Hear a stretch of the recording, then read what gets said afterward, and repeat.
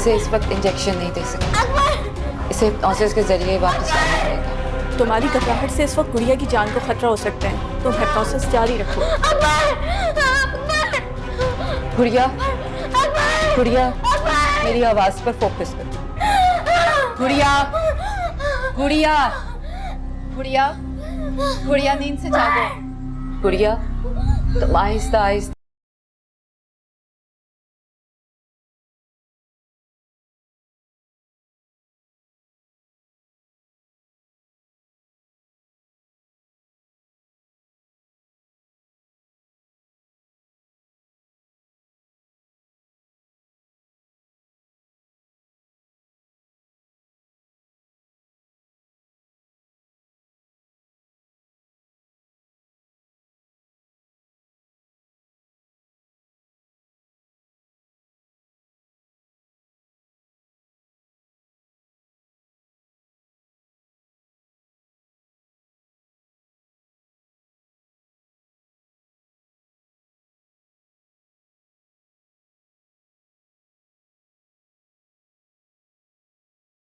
आ गया है, लोग इतने बेहिस भी हो सकते हैं।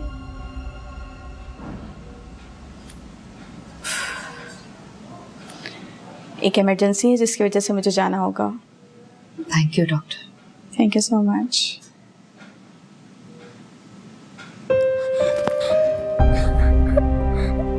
अरीशा आंटी, माइन आंटी और सब आंटी ने मिलकर अब्बा को मार दिया।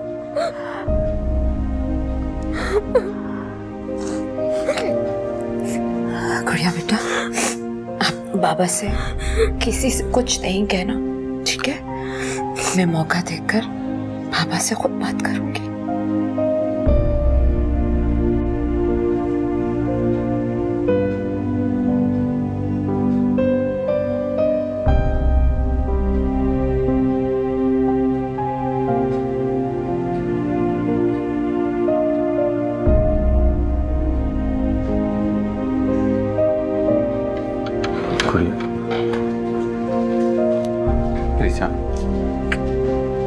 अरीशा, गुड़िया ठीक है ना? हाँ राजा, गुड़िया के जहन की सारी धुंधली तस्वीरें क्लियर हो गई हैं। तुम सच कह रही हो?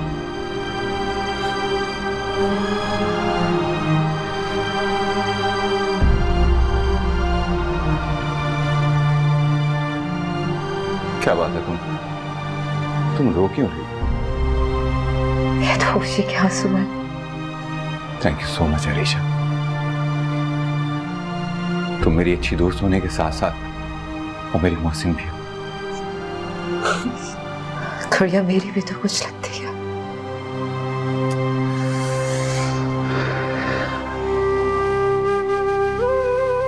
तुम्हें क्या मालूम राशि, मेरी आंखें तो तुम्हारी बदनसीबी पर भीग गई हैं कि तुम एक बार फिर अपनों के हाथों पर बात हो गए हो।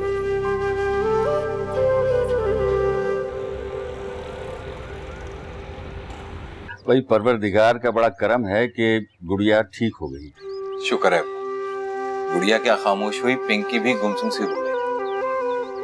ऐसे जैसे सन्नाटा छा गया था पूरे घर में। वैसे कितना झगड़ती थी ये दोनों, हैं? और प्यार इतना है कि एक दूसरे के बगैर रह नहीं सकती। दादू, हम सचमुच का थोड़ी ना लड़ते थे, हम तो झूठी मूठी का लड़ते थे। पापा, मैं और गुड़िया बहुत सारे खिलौने लेंगे और खूब खेलेंगे। और चाची ने तो गुड़िया के लिए पहले से डॉल ले ली। अरे वाह भाई वाह। थैंक यू चाची। पापा, हमने वो वाला घर क्यों बदला? वो ज्यादा अच्छा था।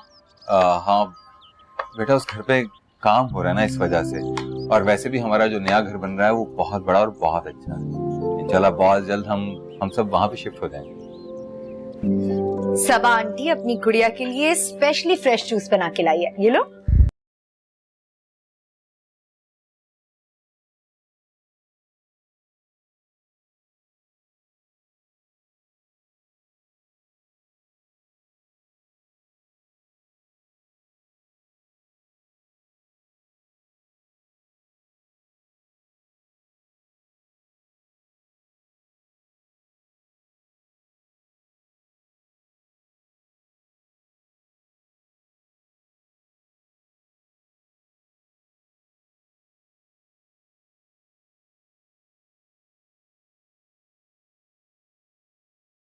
अब्बू आप चाय पियेंगे?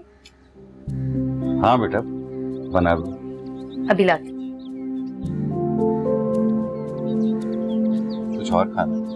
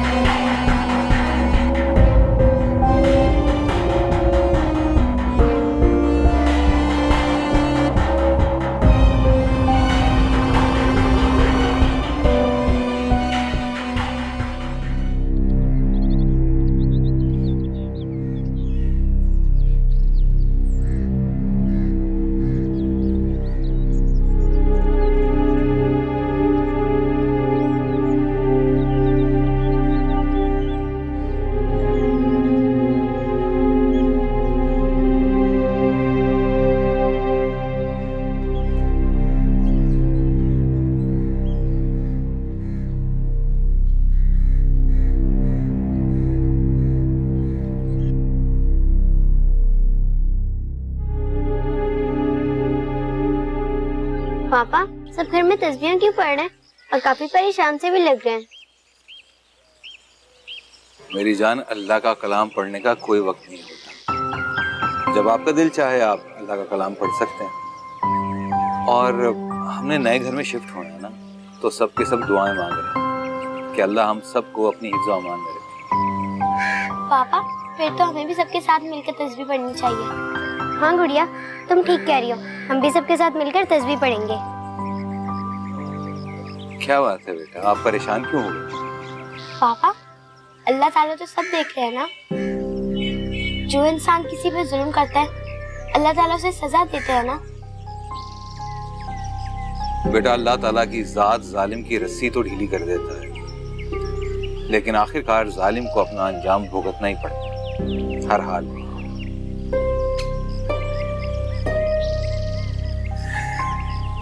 पिंकी गुड़िया आप लोग मेरे साथ आओ, मोहल्ले में चावल बांटते। चलो मैं भी आपके साथ चलता हूँ।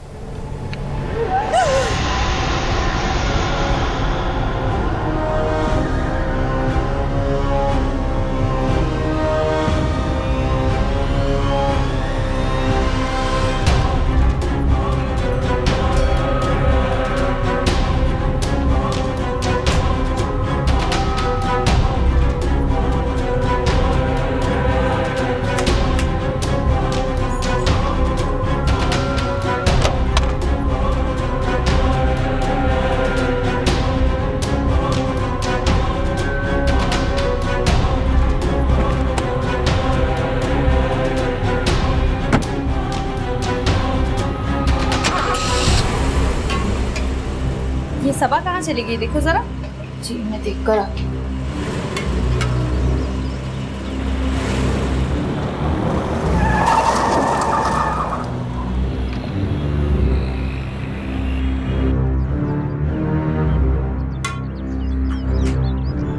वो तो चली गई गना बीबी।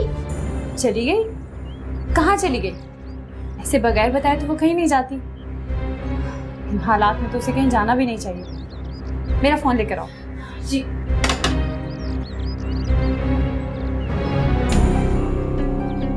ये ले।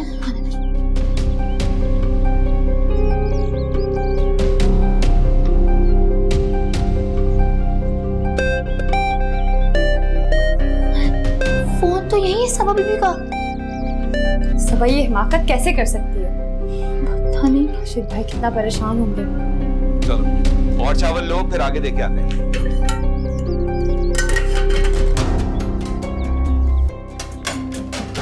क्या हुआ? राशिद भाई वो सबा गाड़ी लेकर पता नहीं कहाँ चली गई। कहीं चली गई? क्या हुआ? तुम लोगों ने पूछा नहीं? नहीं, उसने किसी को कुछ नहीं बताया और अपना फोन भी यहीं छोड़ कर गई है। हद कर देती है, बेवकूफियों पे बेवकूफियां करती रहती है, कुछ समझ में नहीं आता। और तुम लोग इतने मदहोश थे कि तुम लोगों ने पूछा भी नहीं कि कहाँ गई है। कहाँ ढूंढूं मैं उसे?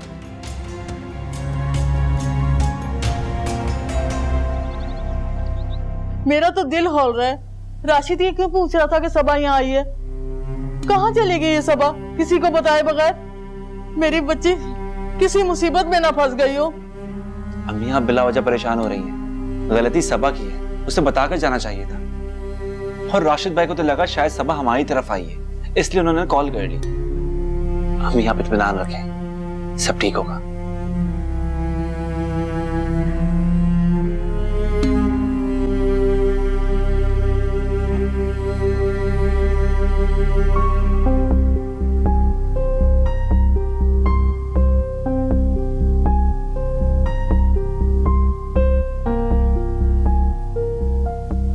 मुझे राशिद को अकबर के मर्डर के बारे में सब कुछ बता देना चाहिए। जब तक राशिद के इल्म में ये बात नहीं आएगी, गुड़िया भी डिप्रेस रहेगी।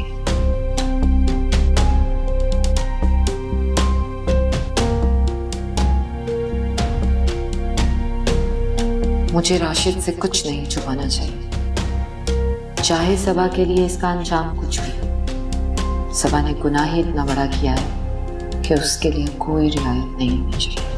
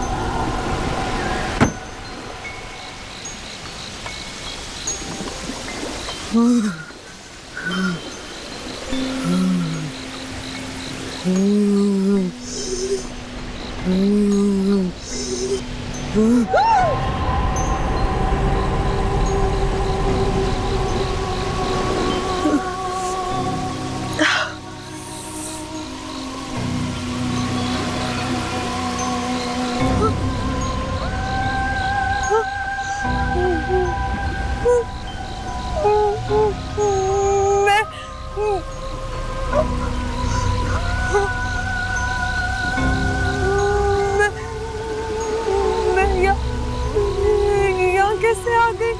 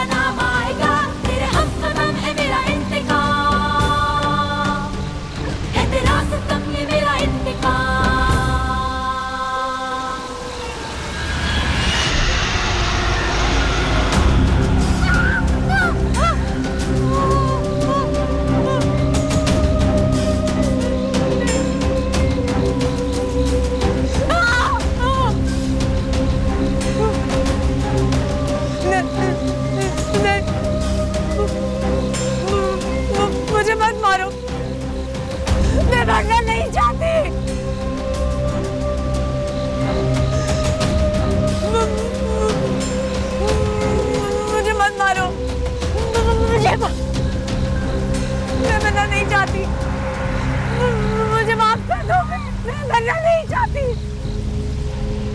मैंने तुम्हें माफ कर दिया था ना सबा।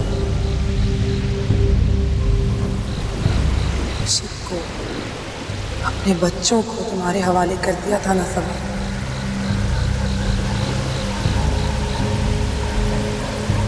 तुमने क्या किया? मेरे अकबर को बेरहमी से मार दिया तुमने। इतनी बेरहमी से मार दिया तुमने। मेरे अकबर को क्यों मारा? तुम मरना नहीं चाहती। मेरे अकबर को अपनी बेरहमी से मार दिया तुमने। मेरे अकबर को इस बार नहीं सकता। मैंने तो तुम्हें माफ कर दिया था। मैंने तुम्हें माफ कर दिया था सबा। मैंने तो तुम्हें माफ कर दिया था। सबा का कहीं कुछ पता नहीं चल रहा, पता नहीं कहाँ चली गई है। राशिद भाई आप हॉस्पिटल्स भी चेक कर लें। अल्लाह ना करे ऐसी कोई बात हो। हॉस्पिटल्स में देखता हूँ, अल्लाह खैर करेगा। मैं बेटा मुझे तो बहुत परेशानी हो रही है, रात भी हो गई है। तुम ऐसा करो कि तुम पुलिस स्टेशन जाकर उसकी रिपोर्ट दर्ज करवाओ। भाई इस तरह हाथ पर हाथ रखकर तो नहीं बैठ सकते ना। ठीक है, मैं फिर चलता हूँ। हेलो जी, क्या कह रहे हैं आप?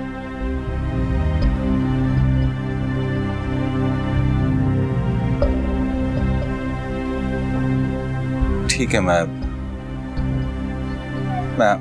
आ रहा हूं। क्या हुआ राशिद भाई?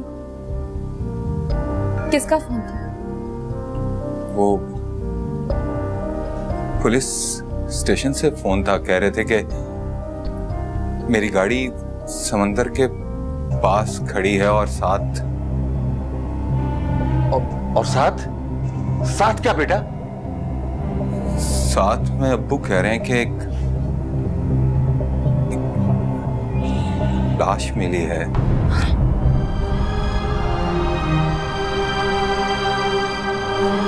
तो शनाख्त के लिए बुलाया है। मैं देख कर आता हूं।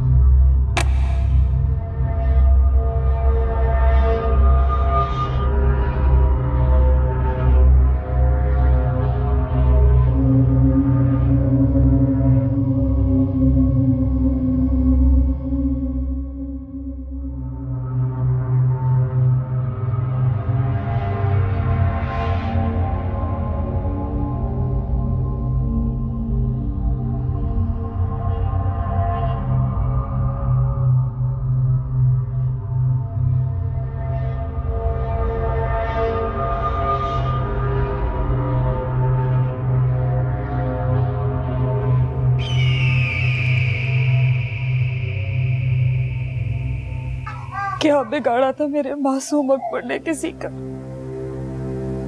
कि वो सबा की खुदगर्जी की भेंट चढ़ गया। सबा के अंदर के अलाव ने सबको जलाकर राख कर दिया। काश सबा खुद को समझा सकती कि उसकी अपनी जात से दूरी ने कभी किसी को उसका होने ही नहीं दिया। जिसने जो किया राहिला बेटा, वो अपने अंजाम को पहुंच गया। अब तुम भी अपनी बच्चियों की खातिर खुद को संभालने की कोशिश करो। कैसे संभालूंगी मैं खुद को? जरा सा भी रहम नहीं आया, जरा सा भी रहम नहीं आया माहीन और सबा। कैसी बेरहमी से मेरे लाडले को लाचारी की मौत सुलाती।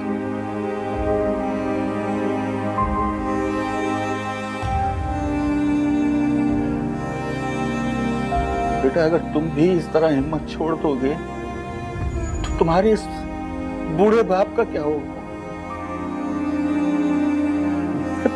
मेरी तो जान थी उसमें।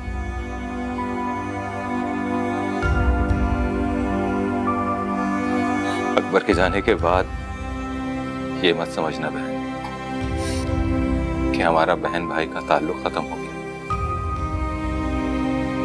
शफक मेरी बेटी है,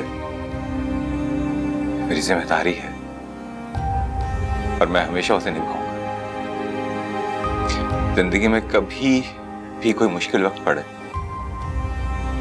तो एक आवाज देना, तुम्हारा भाई तुम्हारे पास होगा। अगर शफक मेरे पास रहती है तो क्या हुआ? बेटी तो वो आपकी है। मैं आपको उससे मिलने से कभी नहीं रोकूंगी।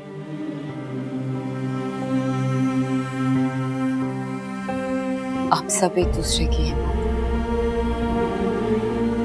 जो कुछ भी हुआ राशिद, उसे भयानक ख्वाब समझकर पहुंचे। तुम्हें अपनी फैमिली के लिए खुद को समेटना होगा। पिंकी के, गुड़िया के, शफक के लिए, हम सब के लिए।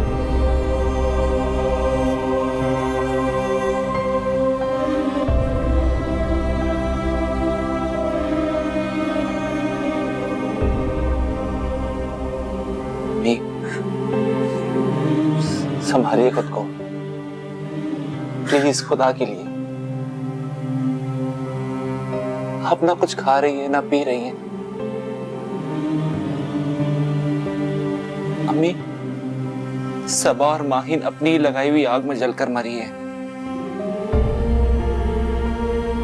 दोनों ने मिलकर एक इंसान का कत्ल किया है और एक इंसान का कत्ल पूरी इंसानियत का कत्ल होता है। अम्मी, जो इंसान इंसानियत के दर्जे पर फायज होने के काबिल ना हो, उसके लिए रो रही है आप। इसहाक वो मेरी बेटी थी, पता नहीं किसके बेकाबू में आ गई। कैसे भूल जाऊं उसे? आप सबा को याद करने के बजाय उसके लिए मगफिरत की दुआ करें। काश मेरी माहिन से शादी ना हुई होती। उसकी शैतानी फितरत ने 2 घरों को बर्बाद कर दिया। ऐसे ही आग नहीं लगती साहब, कोई ना कोई चिंगारी जरूर होती है। अब माहिन ने उस चिंगारी को हवा दी और सबा का तो शुरू से ही राशिद के बच्चे खटकते थे। सबा ने तो जमाने भर के आगे मुझे झुका दिया।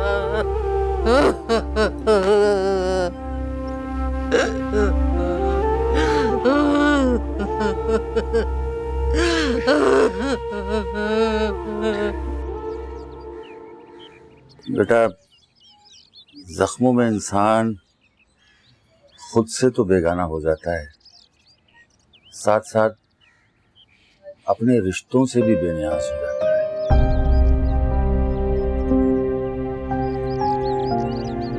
तुम्हें खुद को संभालना होगा, हम सबकी खातिर।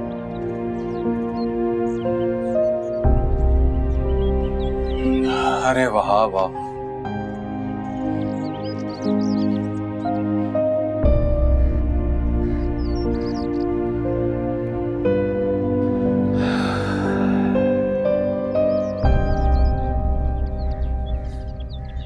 मुझे माफ कर दे राशिद भाई, मुझे माफ कर दे।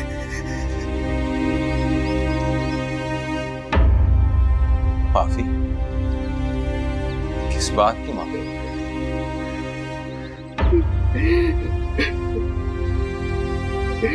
राशिद भाई, मैं खुद को पुलिस के हवाले कर दूंगा, लेकिन मैं उस साए के हाथों मरना नहीं चाहता, मरना नहीं चाहता।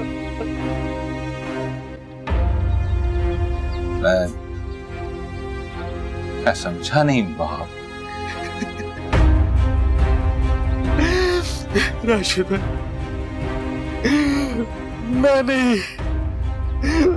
मैंने ही माही नाफी को अकबर के लिए बेहोशी की दवा ला कर दी थी।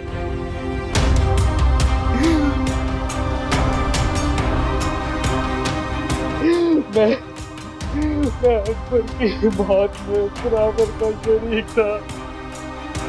खुद ही आदमी, तुम्हें जरा शर्म आई? क्या कर रहे हो बेटा? वो खुद को पुलिस के हवाले कर रहा है। मेरे बेटे को कातिल है ये। जाने दो इसे, ये अपना जुर्म कबूल कर रहा है। दफा हो जाओ यहाँ से।